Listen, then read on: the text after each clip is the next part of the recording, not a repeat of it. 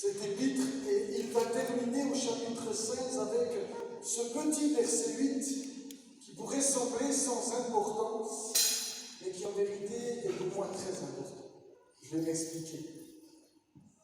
Il va dire « Je resterai néanmoins à Éphèse jusqu'à la Pentecôte ». L'apôtre Paul va exprimer quelque chose qui pourrait sembler anodin, mais qui en vérité est très important. Il va écrire cet épître d'où il se trouve, à Éphèse, et il va expliquer qu'il y a une porte lui ouverte, etc., mais il a un désir, c'est de ne pas bouger jusqu'à la fête de Pentecôte. Et ce qui est très intéressant dans cet épître de Paul, eh bien, c'est qu'elle est jalonnée par la fête qui vient de la précéder. Si nous avions pris le temps de lire ensemble, et vous le ferez à la maison, je vous encourage, vous allez retrouver eh bien, tout ce qui concerne la fête de Pâques. Il va parler au chapitre 5 des pains sans levain, la sanctification que nous devons vivre, que Christ est notre Pâques.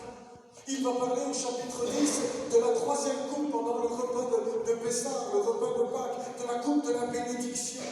Il parlera au chapitre 15 des prémices qu'on devait offrir à Dieu le lendemain du Shabbat, eh bien, qui suivait eh bien, la fête de Pâques. Paul eh bien, vient de passer une fête et il vient de la repasser en son cœur, la fête de Pâques.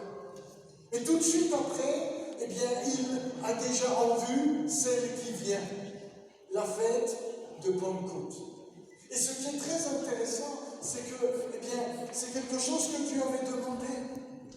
Dieu avait demandé qu'entre ces deux fêtes, le peuple de Dieu compte chaque jour qui allait passer. 7 fois, 7 semaines, 49 jours. Et au 50e jour, Dieu avait demandé qu'on célèbre la fête des semaines, la fête de Pentecôte. Et Paul est justement dans ce temps-là, et il vient de repasser en son cœur tout, il vient de célébrer Pâques. C'est pourquoi toute cette épître est jalonnée de ces réalités. Mais il est dans un grand âge. Il est dans ce qui vient, il est dans la fête qui suit. Et j'aimerais avec vous ce matin m'arrêter sur cette réalité. On va lire un passage dans le livre du Lévitique. Lévitique au chapitre 23.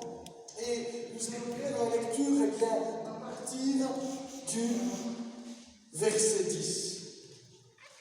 Lévitique au chapitre 23 et à partir du verset 10. Il est dit ceci. Même verset 9. L'Éternel parla à Moïse et dit « Parle aux enfants d'Israël, et tu leur diras, quand vous serez entrés dans le pays que je vous donne, et que vous y ferez la moisson, vous apporterez au sacrificateur une gerbe, prémisse de votre moisson. Il l'agitera de côté et d'autre la gerbe devant l'Éternel, afin qu'elle soit agréée.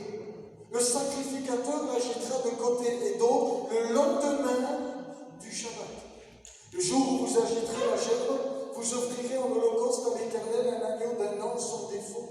Vous y joindrez une offrande de 2 dixièmes de fleurs de farine pétrie à l'huile, comme offrande consumée par le feu, d'une agréable odeur à l'Éternel. Et vous ferez une libation d'un quart de hin de vin.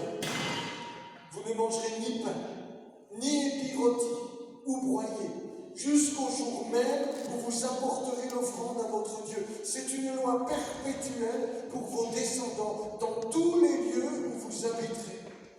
Depuis le lendemain du Shabbat, du jour où vous apporterez la gerbe pour être agitée de côté et d'autre, vous compterez 7 semaines entières.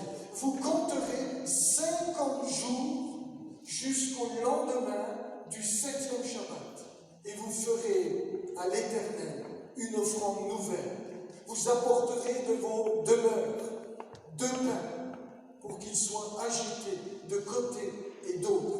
Ils seront faits avec 2 dixièmes de fleurs de farine et cuits avec du levain. Ce sont les prémices à l'Éternel.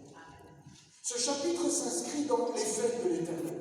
Dimanche après-midi dernier, à Micra, j'ai fait une introduction sur